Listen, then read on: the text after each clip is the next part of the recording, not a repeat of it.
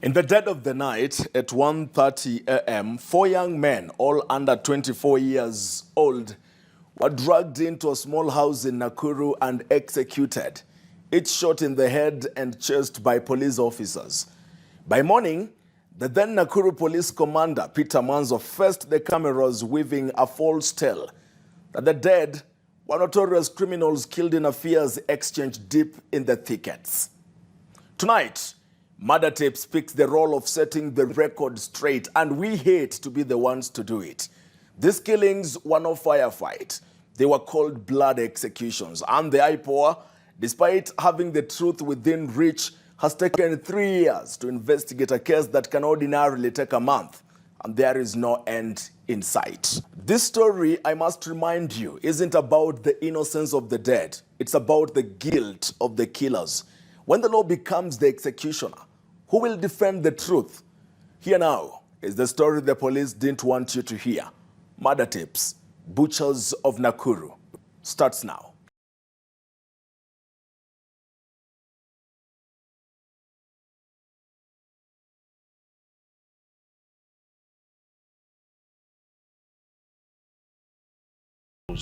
Are highly poisonous. I had never met a police officer so soft-spoken and one who calculated their words, emotions, and demeanor as they lied to the public until I met Peter Mwanzo. From the tone of his voice, the pauses in his statements, and his facial expressions, you will have no doubt that the man is speaking the truth. Mwanzo is a good communicator, and he loves the press too. In short, any police service would be lucky to have Peter Mwanzo as its spokesperson. Mwanzo had always been a dramatic police officer, and this has nothing to do with his suddenly acquired night vision glasses. Immediately, he was appointed as Nakuru County Police Commander. Mwanzo had this decorated track record of tracking down and dealing with people who truly, or in his mind, were dangerous criminals. Their deaths in an alleged shootout with police or discovery of their bodies in a forest was always preceded by a press conference announcing to the public the presence of a dangerous group of people out there. Peter Mwanzo also had a successful track record in investigating cases. But that was several years ago. In 1995, when he began his career at the Central Police Station. In 2004, 2005, thereabout, when he worked at Kasarani Police Station, and also during his days as the head of the crime branch at Gucha Police Station in Nyanza, Kenya. In fact, I remember how, together with Maxwell Otieno, a celebrated investigator now at the DCI headquarters, Mwanzo had managed to ensure that Patrick Lesadala is jailed. Lesadala was a prison ward at Kamiti Prison and had one morning, very early in the morning, gone to the armory, asked for a pistol ostensibly to hunt down Landry Sironga, a convicted Mungiki sect escapee. Landry Sironga had escaped prison in September 2002, 3 years earlier. Instead, Lesadala went to his lover's house in Zimmerman, and as her 12-year-old son watched, Lesadala pumped about 4 bullets into Diana Karambu, killing her instantly. Maxwell Otieno and Peter Mwanzo meticulously tied Lesadala to the crime, despite him creating a counter-narrative complete with witnesses. That was Peter Mwanzo back then. The only extrajudicial thing about the case was the detention of Patrick Lesadala. The man was held at the Kasarani Police Station for 114 days without trial. The Court of Appeal almost set him free in a 2019 judgment, were it not for Peter Mwanzo's new alibi, claiming that he detained the man awaiting the 12-year-old witness to process his grief. The Asike Makandia, Gatembu Cairo, and Agnes Murgor bench threw out the 6 pillars that Lesadala relied on to press the case. Lesadala was sent back to prison. While working as the police commanding Kasarani division, Manzo's time at the helm was characterized by a number of bad things following those branded as top criminals. These included the killings of 4 people whose bodies were found in Kijabe forest after converging at Kasarani police station at the request of a mystery woman. Another body, that of Joseph Njau, a Njiru Ward MCA aspirant, was found. Njau had 2 records. He was a drug trafficker and an anti-drug abuse campaigner. Talk of 2 personalities. Plantain and watermelon. In fact, I remember 3 years earlier, in February 2019, I gained exclusive access to Njau at the DCI headquarters. He had just been arrested in Westlands on his way from Uganda with heroin hidden in pawpaws and plantains. And then there was the brazen execution of Samuel Mugota along Mirema Drive. That background is very necessary. Let's drop it for now and allow me to take you to July 15th, 2022.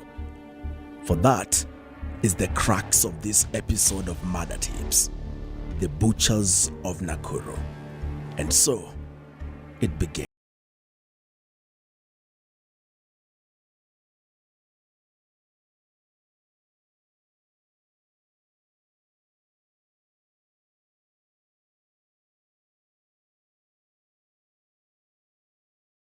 Manzo had been promoted from the role of Sub-County Police Commander Kasarani to become the new police chief in Nakuru County. He had just taken over from Beatrice Kiraguri at a public baraza in Bahati constituency. And the then Minister for Security Fred Matiang'i was here to announce his arrival. Huyu ndio police commander wetu mpya wa hapa. Baada atakuwa na sisi hapa, tasimamia kazi mpya. Kwa sababu tunataka uwajibikaji na kazi ifanyike vizuri, kwa sababu hatuwezi kuishi kwa nchi ambao wakora wanatembea kwa miji mpaka mchana. Mekuja hapa na Kinoti mwenyewe. Kinoti haendangi field ovyo ovyo hivi ukimwona DCI. Tunataka kufuata hawa watu wote mahali popote waliko. This meant that a new sheriff was in town. His arrival meant business, but it also meant a disregard for human rights had also been announced. Some people thought so, but Fred Matiang'i said it out loud. We are going to engage these people and we will deploy unprecedented fire and force kwa hawa watu. Na mtu asije kunilecture mimi hapa kuniambia mambo ya human rights. July 15, 2022 was just another day in Nakuru. This was 16 days after Manzo took over the reins of power. Peter Manzo assembled journalists in his office to announce one among the latest breakthroughs in crushing criminals in Nakuru. Manzo announced that his officers had survived a near-death experience while warding off armed criminals, about 8 of them in number. We were conducting a patrol. Police were conducting a patrol in the areas of Barut location. This following the heinous act some 2 days ago, where an innocent lady was chopped off her head. Until now, she is still unknown. It appears that the gangs have now opted to leave the city, and they are operating from the outskirts. That's where they are causing terror. And acting on some information, they spotted some young men who are maybe possibly waylaying anybody by the roadside. And because my officers were not in uniform at that time, they opted to attack the officers without knowledge, and the officers fired in the air as a warning shot for them to surrender. Now, unfortunately, these guys, I think because they were dragged in a way, they decided to confront the officers with this panga we have a panga here. And all of a sudden, after realizing that these are they are security officers, they raised an alarm by themselves. In other words, calling for the other gang members, who also came out with bows and arrows, and they were now shooting at officers. The officers also, the operation was big, so other officers joined in, and there was a shootout.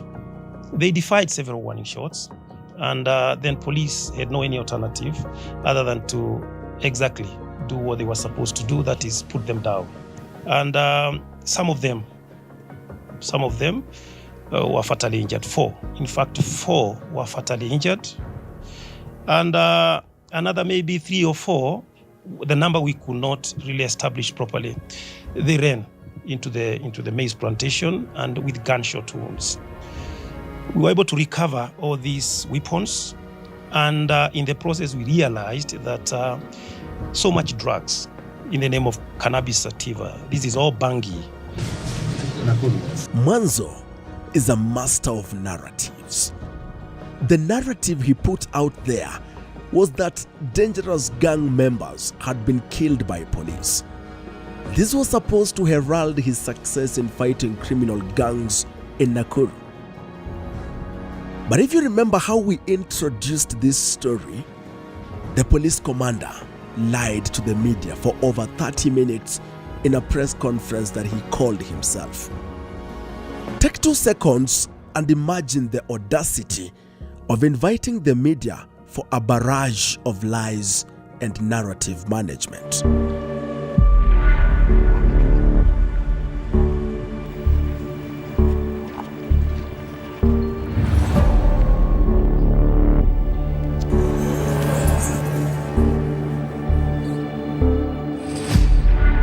It's time to show you how those lies were carefully calculated and told. But before that, let me explain why Police Commander Peter Mwanzo is featuring a lot in this report. This episode of Murder Tips is anchored on the doctrine of command responsibility, as High Court Advocate Kiroko Ndegwa now explains. The doctrine of command responsibility is an international law doctrine that places the responsibility to the person who has the control of a certain group. Sometimes can be either the military or the police, even the illegal groupings. The person who has the effective control of that group. And there are 3 elements to it. Is that person has to have effective control. He is able to have either discipline, a member who is either wrong, is not following the commands, or is executing commands without his approval. Number 2, the other element for that demand is that a person has to have knowledge that a certain bad thing, a bad act is about to be done or to be effected by his subordinates. And the third now element is that he has done nothing to either prevent or stop that bad act. If Peter Mwanzo did not lead the team that executed the boys, he knows who did, or he ought to know. How else would he call the press to brief them on a matter that he had no knowledge about? If you followed the Rwanda International Tribunal for the Rwanda trials, this doctrine of command responsibility featured heavily. That it is not enough to say, I wasn't there, this was done by my junior. That is the law. 4 young men, Collins Kibet Kirui, Collins Kipkorir, Kevin Kipyegon, and Dennis Kipchirchir, were gunned down by police, accused of belonging to the notorious Confirm gang. But were they truly criminals or victims of a flawed justice system? They hailed from Barut Ward in the heart of Nakuru County, a community striving for peace amidst challenges. On the night of the macabre executions, Mzee Samuel Cheriot was woken up by the barking of his dog. He had heard someone kick the dog and knock on his son Elvis' door before another voice quickly informed the knocking man that was the wrong door. Bosco, as he's called, may not remember the ordeal of that day. As Murder Tape's videographer Dennis Gikera whistled at him to stand up, he stared with rage.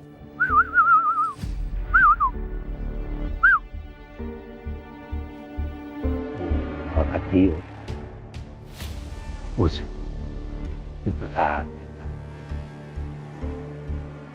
ndio nikasikia mbwa akipenda. Mbwa alikuwa analala hapo. Hiyo alikuwa sijajenga, sikujanga alikuwa sijajenga. Lala. Nikatoka nje. Kwanza alipiga teke yungu. Kutoka nje. Akavuka nikapita hapa. Wageni alikuwa hapa. Najua bibi yangu alikuwa anapasuia. Alimaliza siku mbili. Bibi. Hata wageni alikuwa hapa na ndugu ya babangu na vijana wengine hata huyu alikuwa wengi, na nilikuwa na mgonjwa tena ya bibi yangu vijana hapa ndani. Sasa nikakuja hivi, nikasimama kwa hii milango, nikaona, nikaenda, niko na tu kusimama hapo, ninaona maaskari. Nilikuta tatu na mmoja alikuwa ndani. Yari ameingia ndani, amebomoa mlango. Nikamulika hawa. Mwenye alikuwa ndani akasema, wewe mzee, toka hapo, usikaribia hapo, toka. Kutoka kwa nyumba juu walikuja wakabisha mlango wangu. Nikasikia sio hii mlango, kuna mlango mwingine iko nyuma yake. Sasa wakati walienda hivi nikaamuka. Kuamuka hivi na mzee na ameshaamuka. Walisikia mbwa ikibweka. Akaamuka. The man police wanted was Collins Kipkorir, Samuel's youngest son.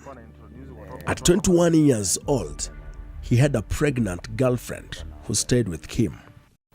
By the time Collins is being taken, the entire homestead is full of visitors. Just 2 days ago, Daisy Cherono was buried. Daisy was his mother. She was separated from Samuel Cheriot, but the man says culturally he had to bury her despite being away for about 10 years. Hata huyu anajua. Hata huyu akitoka kwake aende tu, lazima muende akuje mpaka kwake maliko watoto. There was too much grief in one family. Collins Kipkorir grieving his mother, the same Kipkorir with a pregnant girlfriend who needs care, and a brother who was sick at the time. Collins Kipkorir was taken by police to this small house, but here he was not alone. He met 3 other friends, Collins Kibet and brothers Dennis Kipchirchir and Kevin Kipiegon. Nicholas Koech narrates how his nephew Collins was picked up. Collins Kibet alikuja kutolewa kwa nyumba on date 14. Akapelekwa nje na akiwa amelala watatu. Baadaye hawakuachilia, akaja mpaka nyumbani. Wakaniamusha, wakaniambia ndugu yetu amechukuliwa na maaskari na tumjui anampeleka wapi na sisi tumechabwa. Kwenda kuamka tukaambia tu acha kesho tuende tumtafute ni police station gani amepelekwa. Collins Kibet lived in this rented house for about 3 months before his death. For context, Collins lived in Kericho. He had visited his grandmother and uncles and had been around for roughly 2 months before police accused him of attempted murders of police officers on patrol and a lot more. Inside the house where Kibet lived with his girlfriend and Kevin Kipiegon, police had turned the place upside down. When NTV visited the scene in 2022, evidence of ransacking was all over. Kibet had these tiny, quickly growing dreadlocks that apparently police did not like. Together with Kevin Kipyegon, they were frog-marched as the last victims of the bloody killings that night. His girlfriend says they were in handcuffs and no one said anything. Wakafunga pingo and then wakatolewa nje, tukalalishwa wote chini. Mimi nikaamshwa na nikafukuzwa. Hata nilikuwa nawafuata. Nilifika pale tulikuwa tunafika, nilifika kwa barabara nikafukuzwa. Nikaambiwa nirudi kwa nyumba ndani kalale nivae sweta na viatu. Sasa ikakuwa ni hivyo tu. Sasa mimi sikufika hadi huko juu kwa brother yake penye ilifanyikiwa kitendo yote. The place the girl is talking about is this house. Remember when we began, Samuel Cheriot's son had also been taken. So by now, there are 4 people in this house. This story, especially the names, can be quite confusing. So it is therefore of importance that we go over it one more time. Now listen carefully. It is the night of July 14th, 2022. Dennis Kipchirchir, together with his girlfriend, is supposedly sleeping in this house. As the two sleep, police officers bang the door open and hold the duo hostage. In the meantime, some of the officers go to a neighbor's home to pick one young man, which man is Collins Kipkorir, a 21-year-old quarry worker, the son of Samuel Cheriot. Another set of police officers proceed here and pick Collins Kibet, a 16-year-old boy from Kericho, alongside his friend Kevin Kipyegon, a 20-year-old. Collins and Kevin are brought to this house, Kevin's home. Kevin and his elder brother, 23-year-old Dennis Kipchirchir, are the only people who own this house for now. You will understand why later on.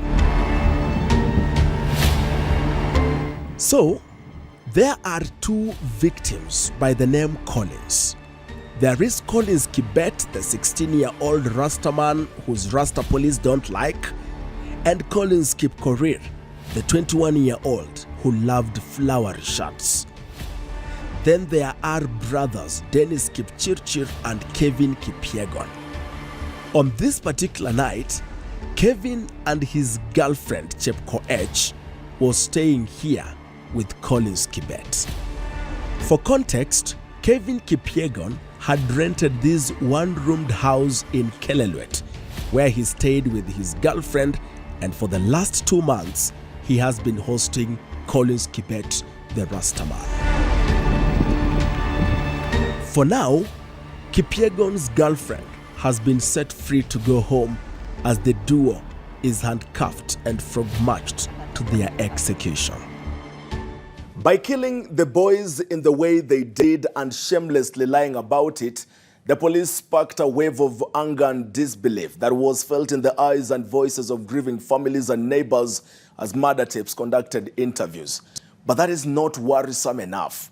The execution was so premeditated that murder tapes has learned that some of the police officers involved in the killings were from Kasarani police station here in Nairobi. We take a short break.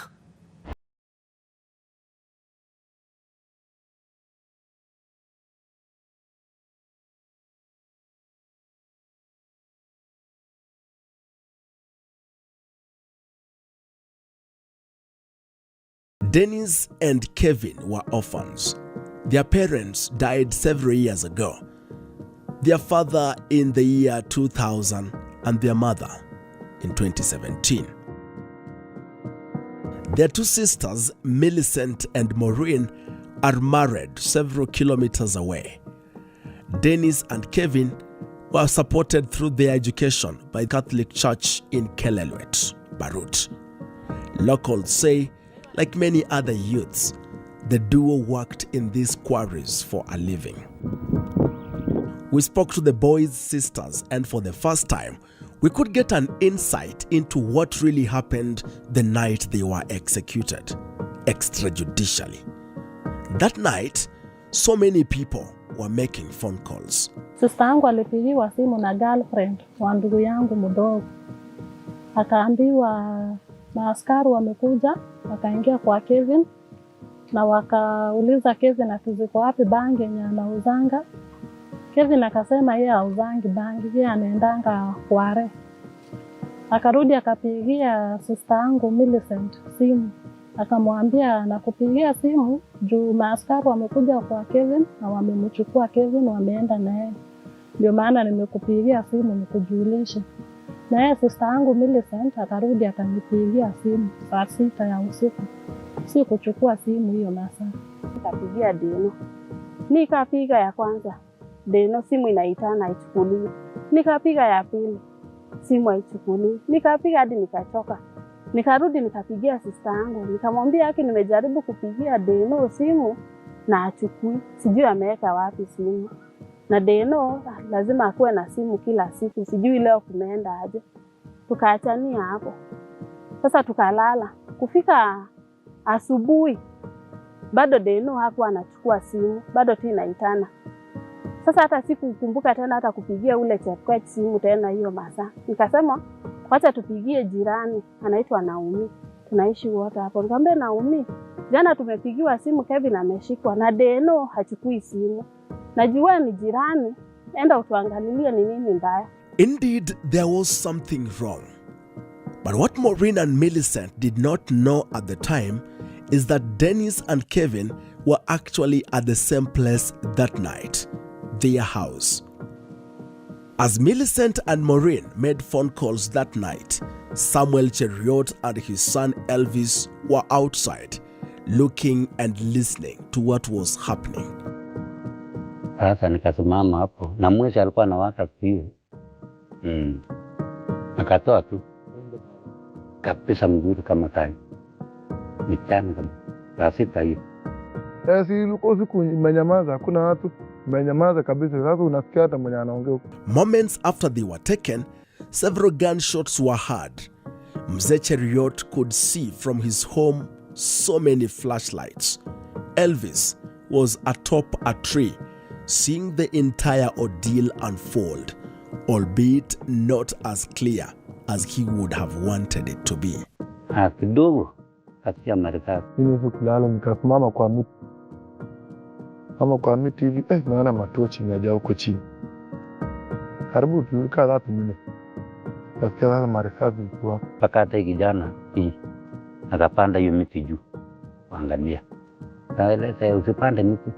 Yule sasa ataweza kuja mpaka hapo. In the morning, Elvis woke up and went straight to Dennis and Kevin's house. But he wasn't the only person interested in the happenings of last night. Ndio nikaamka. Asubuhi nitangule kwa ile nyumba kwenda kwa usikia hii marisasi ilikuwa nini. Naomi akaenda kwetu, akapata mlango uko wazi na damu ilikuwa imejaa chini vile alitujibu. So hiyo saa tukajitayarisha tutatoka hapa, mimi na bwana wangu na sister yangu na bwana na sister yangu. Tukaenda hadi nyumbani. Kufika nyumbani tukaona tu watu wamejaa kwa barabara. Kulikuwa kumejaa watu sana kwa barabara. Kaingia kwa nyumba. Sister yangu alikuwa mjamzito huyu mrisi. So yeye hakufika kwa nyumba. Mimi ndio nilifika kwa nyumba ndani. Kufika huko niliona ni Mungu tu. Nilipata madamu imejaa kwa nyumba, kwa sitting. Nikapata vitu zimetoanishwa kila mahali. Police were looking out for bullet cartridges as the easiest way to cover up the executions, turning the house upside down. A case of law enforcers who were afraid of the very law they were supposed to maintain. All the 4 boys had girlfriends with them. They were all pregnant at the time. In fact, inside the house where it all took place, Dennis Kipchirchir's girlfriend, only identified as Lynette, was present. Hiyo maskari alikuwa anafanyia vijana. Linet tu kupata namba yake. Na Linet after hii story, Linet alimisi. Alienda missing. Kajaribu kutafuta namba yenye nilikuwa na haikuwa inaingia. Nikiulizia majirani huko kwa watu wanasema Linet haonekani. Baadaye ndio tulikuja sasa nikatafuta Linet nikampata FB. Nikamwambia nisaidie namba yake ya simu. Akanitumia. Lakini hakunitumia Safaricom, akanitumia Airtel. Hapo sasa ndio nikaanza kumuoji. Hata hiyo time nikimuoji nilikuwa nimerekodi, but sijui kwenye niliweka hiyo rekodi. Sasa ndio nikamuuliza Linet, Deno, wewe ulikuwa home wakati ya vijana? Akaniambia maaskari walitukuta kwa nyumba na wakapiga teke mlango na wakaingia kwa nyumba na walitupata hapo pamoja. Nikamuuliza, na wewe kwani ulienda na maaskari? Ati hapana, mimi nilisindikizwa na maaskari. Nikaambiwa ati wewe uende home, juu chenye inataka kufanyika hapa sitaki uone. Sasa hivyo. Sasa tu kujuaga wenye walipeleka msichana kama alienda kwa watu wao ama ni maaskari. Hapo ndio ilitushinda kabisa. Linet akasema vile alifika nyumbani ya kulala. Akafika sasa aenda aambie nani Kevin. Juu Linet yeye alikuwa ameshajua maaskari watakujia nani? Kevin. Sasa Linet alikuwa anaenda aambie Kevin atoroke, maaskari wako nyumbani. Linet akasema akafika gate ya kina Kevin wakapata imefungwa na kifuli. Kumpigia simu Kevin achukue simu. Yeye akaenda kwao. Akasema vile nilifika nyumbani mimi sikulala hiyo siku. Hatukukaa anasikia marisasi sasa zinaanza kupigwa huko. Si ati akakuja pole kitu saa 10. Ndio alikuja sasa akapata hapa hakuna watu, kuliharibika. Na yeye saa hiyo akapanda gari akaenda Mombasa kwa nchi yake. Let me take you back to how Peter Mwanzo represented the executions. They spotted some young men who were maybe possibly waylaying anybody by the roadside, and because my officers were not in uniform at that time, they opted to attack the officers without knowledge, and the officers fired in the air as a warning shot for them to surrender. Now, unfortunately, these guys, I think because they were drugged in a way, they decided to confront the officers with this panga. We have a panga here, and all of a sudden, after realizing that these are security officers, they raised an alarm by themselves. In other words, calling for the other gang members, who also came out with bows and arrows, and they were now shooting at officers. The officers also, the operation was big, so other officers joined in, and there was a shootout. They defied several warning shots, and then police had no any alternative other than to exactly do what they were supposed to do, that is put them down. Some of them were fatally injured. 4. In fact, 4 were fatally injured. Peter Mwanzo was prepared. Watch his tone. Watch his demeanor.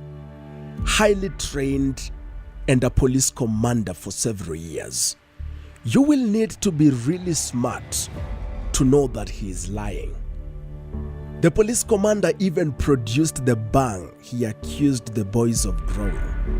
He even termed the arrows with him as extremely dangerous without any scientific reports to back it, let alone the fact that linking them to the 4 boys was a work of fiction.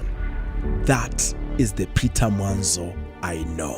This is all bangi was planted around there, and we started now to uproot, and this is what we are keeping here as exhibit. These 5 arrows are highly poisonous. This is what was being thrown into police. So we had no any alternative other than to do what exactly we were supposed to do. 2 things. This gentleman is there explaining what his police officers did in the cover of darkness.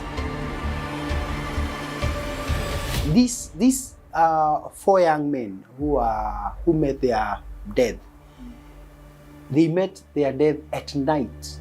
How are they able to identify this tip-off they get?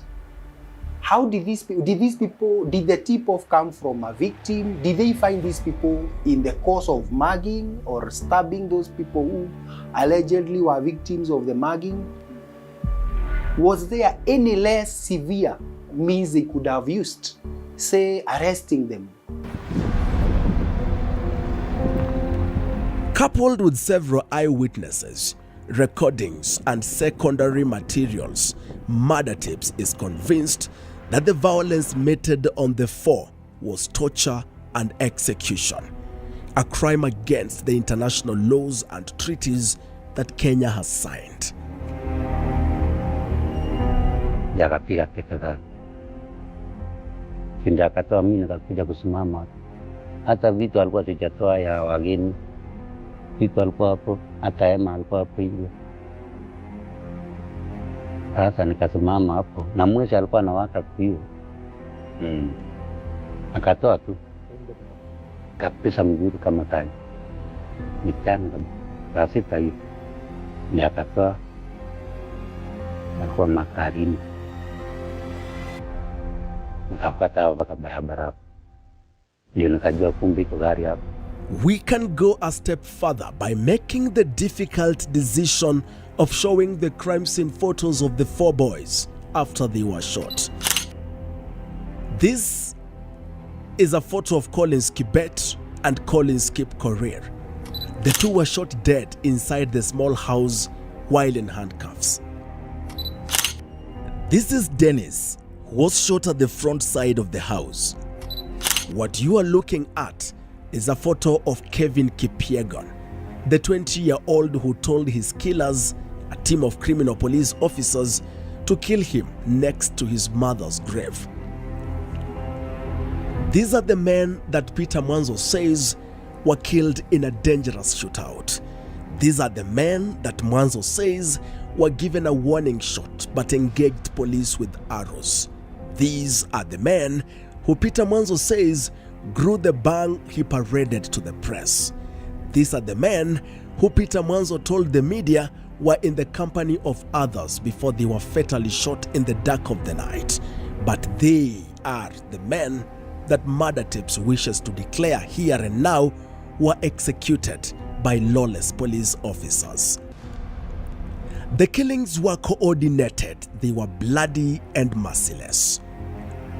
When Murder Tapes begins to examine the medical report, you will understand the precision with which the boys were killed. Kevin Kipyegon was killed at his mother's grave. He could be heard telling the killer squad to allow him pray next to his mother's grave. Kuna mwenye alikuwa ana record.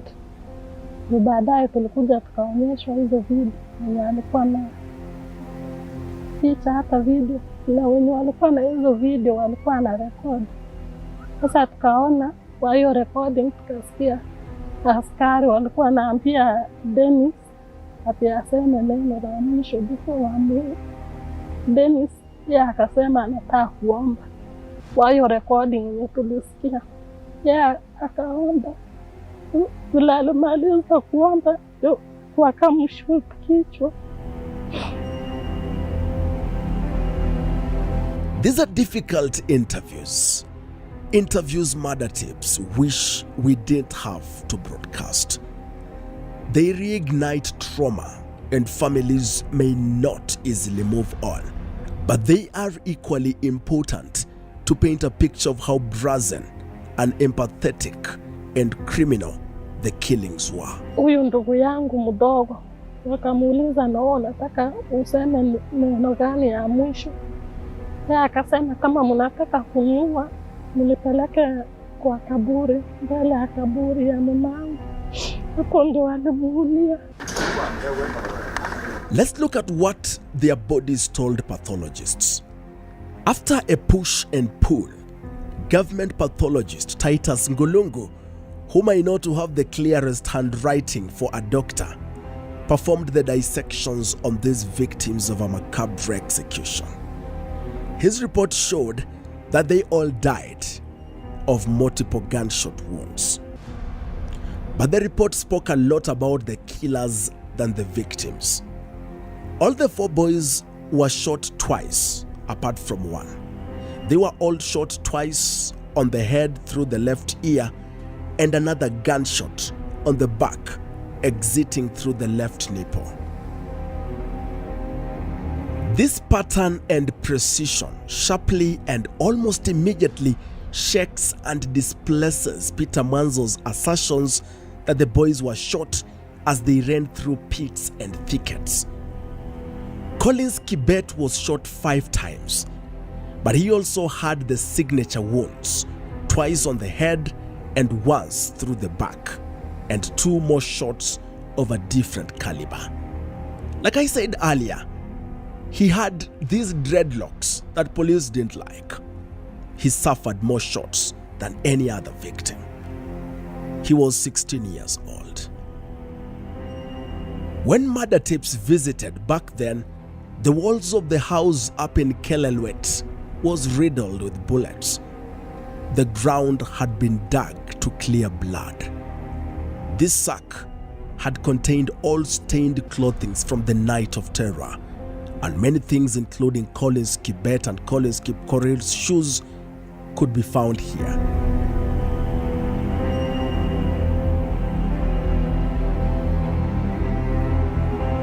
After the executions, police were more worried than ever. They insisted that no post-mortem examinations would be conducted and that the 4 boys should be buried quickly in a record 72 hours. Hata mwingine mzee mwingine wa ndugu ya baba alikuwa mmoja akaambia mtu anaweza zikwa aje after 3 days. Kwa nini? Na mbona tungoje tufanye mali? Hata harambee kufanya harambee ilifanya tu moja hapo ya watu jumla. Wakiwa waini, wajua walikuwa vijana waini. Wakafanya harambee jumla, alafu akagawa hiyo pesa. Alisema ashikwa na hakuna kupeleka nini, ati kuchinjwa hiyo. Alikuwa amekataa. Ashikwa tu kwa siku 3, hata alikuwa siku 2. Alikuwa amesema siku 2, mwingine akasema hapana, siku 3 ndio nzuri. As Dennis and Kevin were buried at their home, the community amplified their need for justice. The Catholic Church that had sponsored the duo was officiating their last vows. Naona kama watatumaliza kwa sababu saa hii kukua youth imekuwa kama ni illegal kwa hii area. Saa hii hata tumejaribu kuita marafiki tuongee hapa mbele, wanaogopa. Mtu anaogopa atachukuliwa jioni. Kabla nitoke hapa tulikuwa na Deno, huyu Dennis. Akaniambia nikirudi atakuwa na function hapa nyumbani. Sasa angalia, hiyo function imekatizwa na mtu. Haitafanyika tena kwa sababu mwenye angeyost ndo huyu hapa. So tunauliza serikali, angalieni haki iko wapi? Hii jambo ilinishtua sana vile nilisikia hao watu wameuawa. So mimi ni jirani hapo, mimi nilisikia bullet moja tu, mimi sikusikia mingi, mimi wanalala sana. Mimi nikafikiria labda ni watu wanafanya fishing huko Mwareki, wanakuwa scared. Mimi nikalala, kuamka asubuhi kwenda shule, kuingia hapa sikuamini. The action that was taken was not right. They were supposed to be taken to the court of laws, alafu washtakiwe tu. Hata kama wangefungwa milele, nikuwe namwambia Deno, leo tulikuwa na game, leo tulishinda tu kushinda. Ilinibo sana. That was back in 2022. 3 years on, nothing has moved. Millicent and Maureen, the only remaining children of the family, continue to helplessly hope that justice will be served someday. Haikuambia kitu yoyote. Tuliandikishanga hiyo statement, wakasema watakutafuta, lakini wajawahi tutafuta. Apart from sasa, hiyo siku walikuwa wamepigia bwana ya dadangu, akasema wapelekewa picha, wakaitisha picha ya Kevin na Deno, na bwana ya dadangu akapeleka. Sasa tangu hiyo siku hatujaiambiwa kitu yoyote. Mimi tu chenye naweza taka tu ni justice tu. Juu hata mtu akifanya makosa anashikwa, anapelekwa, nenda anafungwa. Afadhali tungekuwa tunawaona wakiwa huko, lakini si kuuliwa. Mtu akifanya makosa unafaa ushikwe, ufungwe ama uhukumiwe, lakini si kuuliwa. Juu hakuna kitu kubwa walikuwa wamepata wamefanya wangewaua. From Zecheriot, the complicity of IPOA in the investigation cannot be ignored. Ni miaka 3 sasa. Ama ngapi mama? Ni miaka 3. Hata alikuwa tumesahau, hata hiyo wasichana najua alikuja, najua hao walikuja lazima akuja hapa nyumbani. Akasema hiyo maneno alienda, nikamwambia sio vitu alipotea kitambo. Alipotea hata usifikirie tena. Hiyo mambo alishanga. But for Koech, God may have little to do with the sins of these police officers with blood on their hands. Tumepoteza mtoto wetu ikisemekana yeye alikuwa kaidi na yeye hakuwa kaidi. Hakuna kitu chenye tunajua alifanya ukaidi hii na hii. Sasa ningeomba ukweli tu ijulikane, asimame kotini atuambie nilimuua huyu kijana juu alikuwa mkaidi namna hii namna. The Internal Affairs Department constitutes of the very same officers. Sometimes you find, oh, this person was in charge of internal affairs, has been moved to this other department. So in essence, these are police who are investigating themselves internally. The concept of self-preservation may take precedence over their constitutional duties. But now there is a whole institution that has been created called IPOA. We also have the Kenya National Human Rights Commission. I don't know whether they have taken a keen interest in this. These are constitutional offices and independent commission. I actually find it quite intriguing that we have since 2010 created something called the gradual collapse of independent offices and commissions. People are not really interested in executing their mandate, remaining true to their calling. Pay them a salary and time goes, they clear their term and someone else comes in. And just like that, we create a systemic fall of independent institutions. On April 25th, 2025, murder tapes wrote to the Independent Policing Oversight Authority seeking an update into this investigation.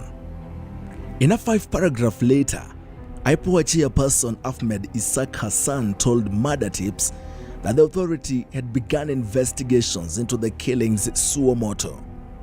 IPOA went ahead to say that documents submitted by police on the incident indicated that police officers who were on foot patrol within Kwamaiko village received information from members of the public that a criminal gang was holed up in an isolated house. That the police officers proceeded to the said house and upon approaching the house were able to identify one person outside armed with arrows. That he was challenged to drop the arrows, but instead he threw the arrows at the officers as he raised alarm, whereby more other men emerged from the house while armed with pangas and arrows. That the gang advanced to the officers while throwing arrows. That the officers shot back and fatally injured 4 suspects. End of quote. Now, I hope you realize something. For the first time, police are mentioning a house. It's an admission that the 4 were killed inside a house. This report is a fundamental departure from what Police Commander Peter Mwanzo told journalists. Now you understand why Murder Tip says Mwanzo is a master of narratives. But IPOA's letter doesn't stop there. It lays bare something else. IPOA admits to having collected every other piece of evidence required in this case. But look at number 8. IPOA requested the DCI Nakuru West and DCI Kasarani Nairobi to forward officers' firearms for ballistic examination, since IPOA noted that some officers involved in the shooting were attached to the Kasarani police station here in Nairobi. Hold up. The police report to IPOA and Peter Mwanzo's presser says that police officers were on foot patrol in Barut Ward. How and why would police officers from Kasarani police station in Nairobi be patrolling in Nakuru on foot? This was an execution mission. Ahmed Isaac Hassan's letter to murder tapes proceeds to say that the only activity pending before submission of the file to the ODPP is obtaining a ballistic report from the DCI Kasarani, Nairobi. And that, even as they await that report, the IPOA has commenced the process of the prosecution of the officers who were involved in the brutal murders of Kevin, Dennis, Kibet, and Collins.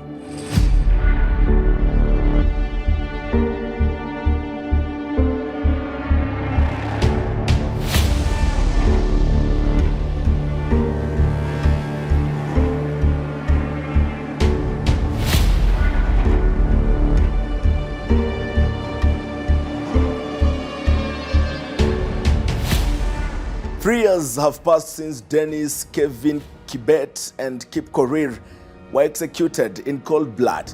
Their families are left to mourn in the shadows as the police officers responsible walk free. Once again, this story isn't about proving innocence or guilt of the four. That truth died with the victims. It's about the rule of law and what happens when those meant to uphold it betray it. This wasn't just a violation of the law. It was a deliberate attack on the very fabric of trust and constitutionalism that binds our society together. Thank you for watching. Good evening.